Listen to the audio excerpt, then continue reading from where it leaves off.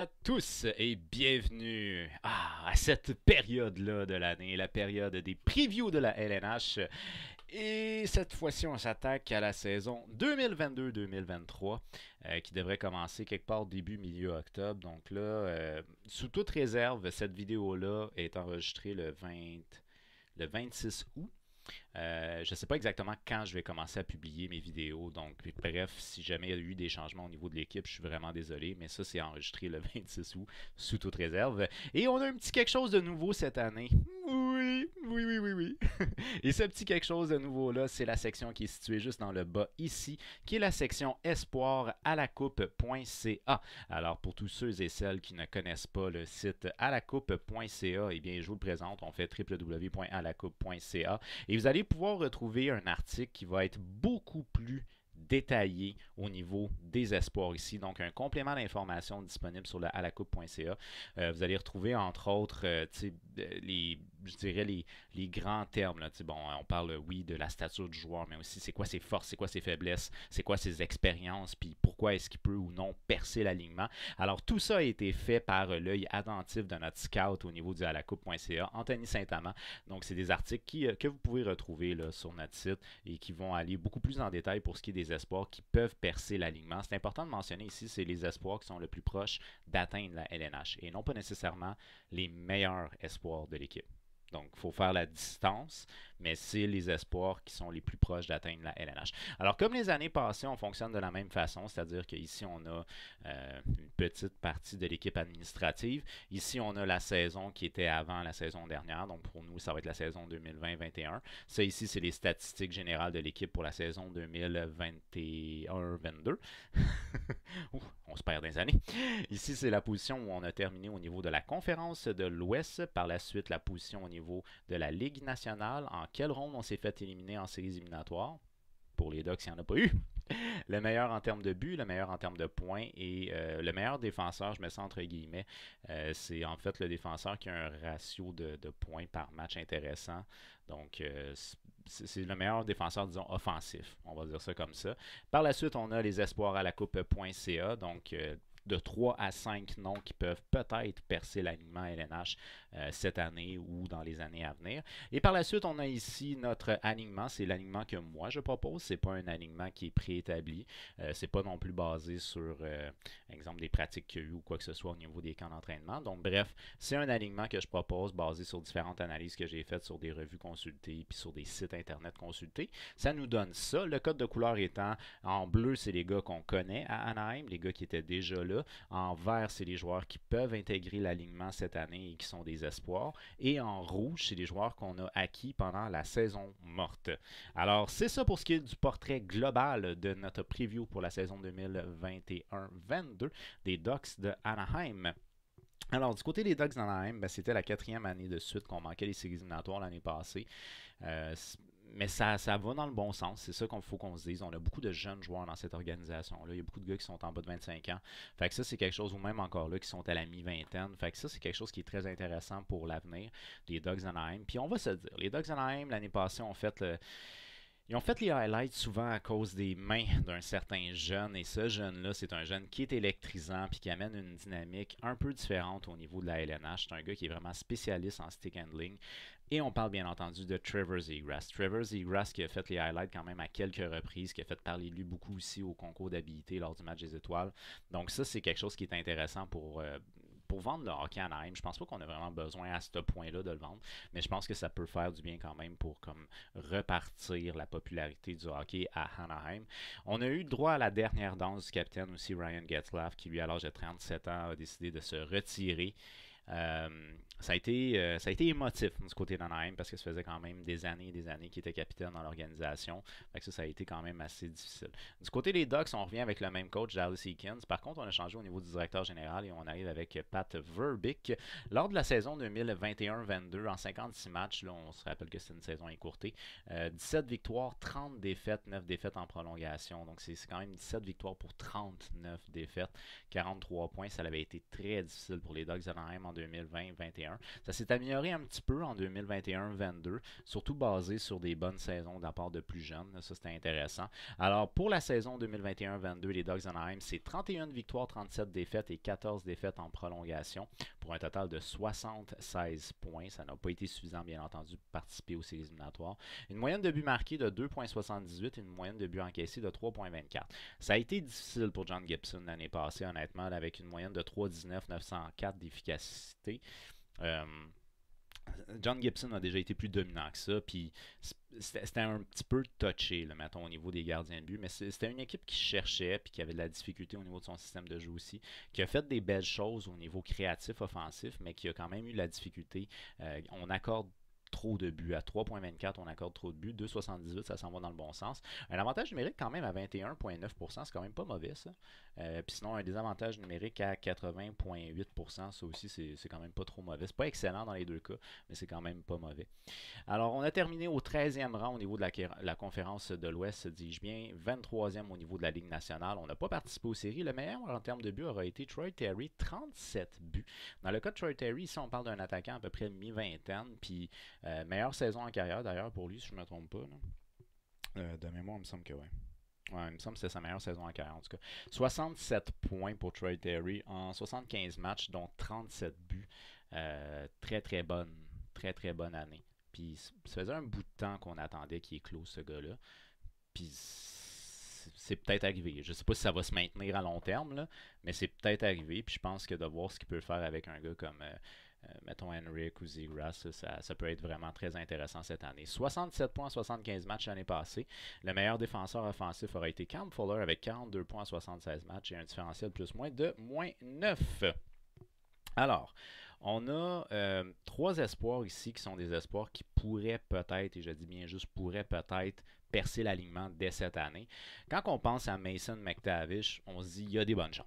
Il y a des bonnes chances de faire la LNH dès cette année. De son côté, on parle du capitaine de l'équipe Canada quand on a refait le championnat du monde junior, parce qu'on se rappelle qu'à l'été, là, quand on avait suspendu, c'était Goulet qui était capitaine de l'équipe Canada. Puis là, bon, quand il est revenu, Goulet, il n'a pas participé au championnat du monde parce que le Canadien l'a demandé, blablabla. C'est Mason McTavish. Et c'est Mason McTavish qui a fait l'arrêt de l'année.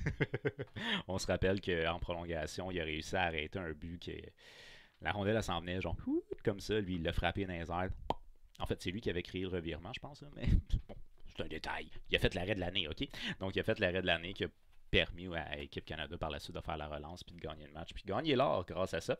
Alors bref, Mason McTavish qui est un joueur qui a probablement déjà le talent pour jouer là, au niveau LNH. C'est un gars qui est déjà mature autant sur le point de vue physique qu'au niveau du hockey. C'est un joueur de centre qui est complet. C'est un gars qui a un tir puissant ainsi que précis. L'année passée dans la Ligue de l'Ontario, 47 points en 29 matchs, qui est quand même très bien. Puis il avait joué un petit peu au niveau de la LNH, là, 3 points en 9 matchs. C'est un gars qui, on pourrait voir, selon mon collègue du à la coupe.ca, Anthony, on pourrait voir jouer soit sur l'aile du deuxième trio ou au centre du troisième trio. Fait que ça, c'est deux choses qui peuvent être possibles. C'est le gars qui est le plus probable de percer l'alignement cette année dans les espoirs. Par la suite, on a Benoît-Olivier Groux, lui, 22 ans. C'est un joueur de centre qui a joué essentiellement au niveau de la Ligue américaine l'année passée. Il a joué un petit peu dans la LNH, lui aussi. Dans la LNH, il y avait 18 matchs, 3 points. Dans la Ligue américaine, il y avait 22 points en 40 matchs. Donc, de son côté à lui, on parle d'un gars qui a déjà le calibre au niveau défensif pour jouer au niveau de la LNH. C'est un gars qui doit encore s'améliorer sur un point de vue offensif, donc probablement qu'il va commencer dans la Ligue américaine. Mais si blessure il y a des chances qu'on le voit venir jouer dans la Ligue nationale dès cette année. C'est la raison pour laquelle moi je l'ai mis scratch, parce que peut-être qu'il va commencer au niveau de la Ligue américaine. Et par la suite, on termine le tout avec Lucas Dostal, 22 ans, un gardien de but. Lui a joué en grande partie dans la Ligue américaine l'année passée. 40 matchs, 260 et 916 d'efficacité, ce qui est quand même très bien. Il a connu 2 bonnes saisons au niveau de la Ligue américaine du côté de Lucas Dostal. Puis ce qui est particulier, c'est que dans le cas de Stollard, on le voit peut-être pas à long terme avec l'organisation des Ducks d'Anaheim. Donc ce serait peut-être intéressant de lui donner une coupe de départ cette année, si besoin il y a, si Gibson ne se replace pas. Donc tu sais, concours de circonstances, il y a des bonnes chances qu'on le voit, parce que ça devrait théoriquement être le gardien rappelé, advenant que les Ducks ont besoin d'un gardien dans la LNH. Donc bref, on a des chances de le voir dès cette année, c'est la raison pour laquelle je l'ai mis ici 3e gardien. Il a gaulé un petit peu aussi dans la Ligue nationale avec 907. Bon, Au niveau de l'alignement ici, là, c'est un alignement que je vous propose. Faut mentionner que on a eu une bonne saison, une bonne première saison, excusez-moi, complète de la part de Trevor Zegras avec son 61 points en 75 matchs. Jamie Drysdale aussi, bonne première saison complète, 32 points en 81 matchs. C'est ça, Terry qui n'est pas vu aussi, une très bonne saison. Jones qui a été blessé presque toute l'année. Il a joué juste 2 matchs. Silverberg, je pense qu'il n'a pas fini l'année aussi. Fait que, on essaie de prendre en considération ces petites choses-là. J'y vais quand même le tout pour le tout. Zegras, première ligue. Bang! Adam Henrik que je fais jouer au niveau de mon premier trio à l'aile gauche. 42 points en 52 matchs l'année passée, c'est quand même une bonne saison. C'est un gars qui a offensivement produit bien. Pas excellent, mais produit bien. Puis ça fait quelques années quand même que ça va relativement bien pour l'Anaheim. Par la suite, on a Trevor Zegras qui lui a connu une très bonne première saison au niveau très bonne première saison complète au niveau professionnel. 61 points en 75 matchs, donc sont 2 fois là, ces fameux buts Michigan, ça passe par-dessus. C'est un jeune qui est divertissant, qui fait d'ailleurs le cover du NHL 2023 avec Sarah Nurse. Fait c'est un jeune qui est là pour vendre la LNH, pour vendre le hockey. Puis ça, c'est intéressant. Puis moi, je le fais jouer au niveau de mon premier trio. Aussi bien il donner du temps de glace, hein? Mais sinon, on a été quand même chercher un joueur de centre d'expérience en Strom. Puis ça, c'est intéressant aussi parce que dans son cas à lui, c'est ça. C'est un joueur d'expérience. Si jamais Zegras a de la difficulté à gérer avec les responsabilités de premier centre, on pourrait faire jouer éventuellement Strom sur le premier. Ça pourrait être intéressant aussi. Et je fais jouer Troy Terry à l'aile avec 67 points, 75 matchs. Ça l'a bien été l'année passée avec Zegras. Why not Coconut? On continue avec ça.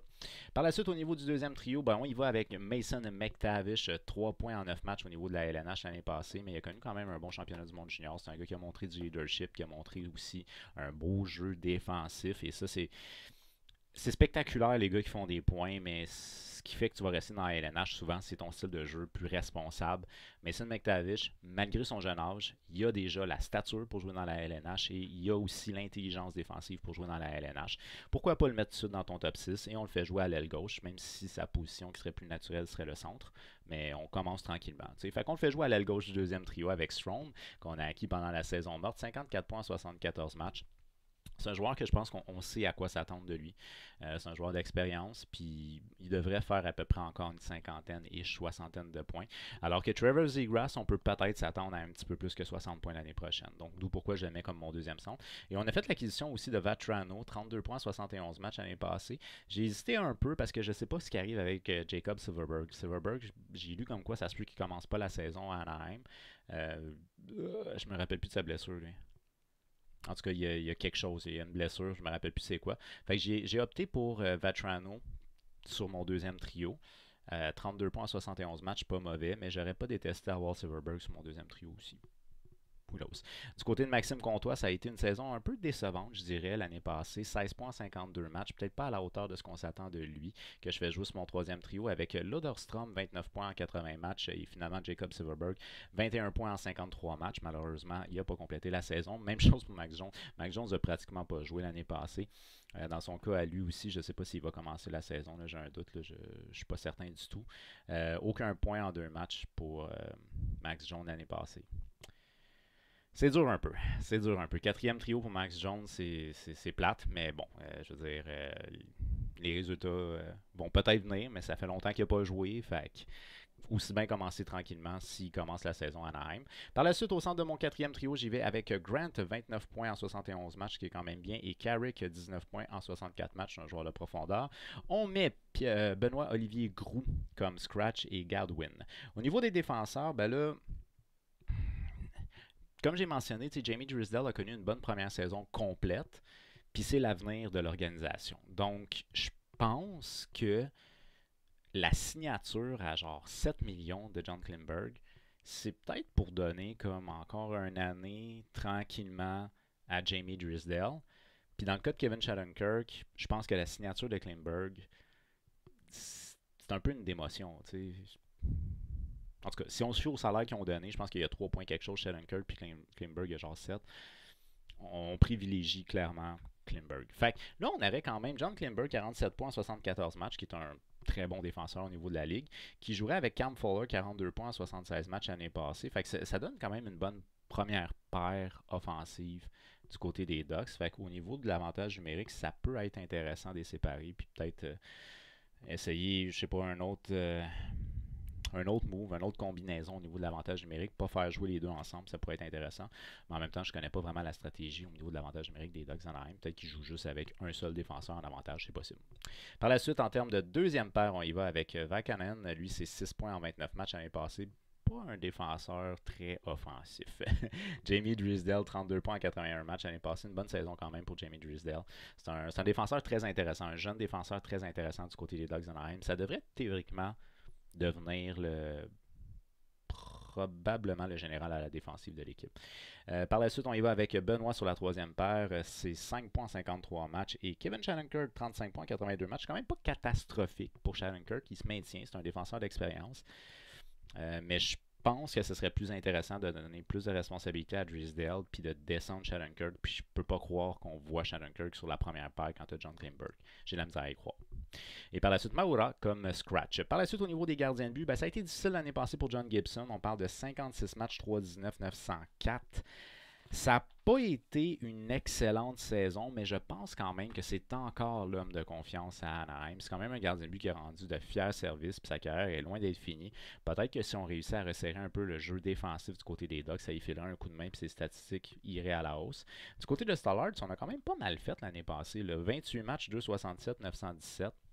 Mais il reste que de manière générale, l'équipe n'a pas été à la hauteur. Fait que ce soit des faiblesses des gardiens ou le style de jeu défensif, il y a quelque chose qui va devoir s'améliorer si on veut descendre ça, parce que accorder 3 buts et plus par match, c'est vraiment, mais vraiment pas l'idéal. Idéalement, tu vas essayer de viser en bas du 3, là, puis augmenter un peu ta production offensive serait pas mauvais non plus pour marquer plus que 3. Enfin bref, donc ça a été difficile pour les gardiens de but l'année passée. Et là, par la suite, on y va avec Lucas Dostal, 22 ans.